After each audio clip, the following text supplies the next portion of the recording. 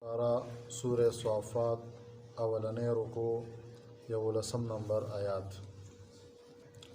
دین مخکې آیاتونو کې الله جل شانه په آخرت باندې عقلي دلایل هغه پیش که اوس نقلي دلایل الله جل شانه پیش کوي.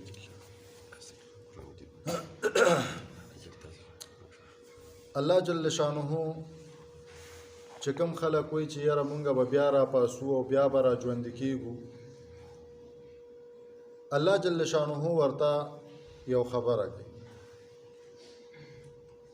چې د دې نه تپوس وکړه چې د دې د پیدایش ګران دی او که دا مونږ کوم شی نه ذکر که اسمانونه هم ذکر که ځمکه هم ذکر که غرونه دي سپوږمۍ ده ستوري دي نور دی دا ټول کائنات دي.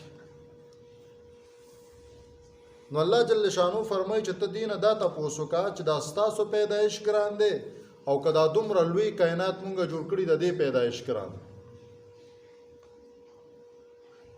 تاسو خو یو کمزور مخلوق یې د یو نطفې نه مونږ پیدا کړي او د داسې خټې نه مونږ پیدا کړي چې هغه داسې هغه لچکداره غوندې یعنې څه وي داسې انخطې چې وي چیړ غوندې. تاسو خو مونږ د هغه خاورې نه پیدا کړي. لا د دې پیدایش نه مراد د آدم علیه السلام پیدایش دی چې الله جل شانه آدم علیه السلام د دغه خاورې نه پیدا کړو. او لا د دې نه مراد د هر یو انسان پیدایش دی.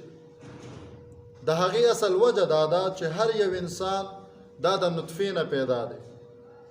نطفه دا جوړه د وینې نه ده، وینه دا جوړه د خوراک نه ده او چې دا کوم خوراکونه مونږ کوو نو دا په اصل کې هم د ځمکې نه راوځي. دا روټۍ مونږ خورو نو دا غنم د ځمکې نه راوځي، دا سبزیانې مونږ خورو دا سبزیانې د ځمکې نه راوځي، دا فروټ مونږ خورو دا د ځمکې نه راوځي. نو د هر یو شیز اصل دا ځمکه ده، خاوره ده. نو الله جل شانو فرمایي چې مونږ تاسو دغه خاورې نه پیدا کړي، نو دوباره را ژوندي کېدل دا ستاسو دا هیڅ څه ګران دی.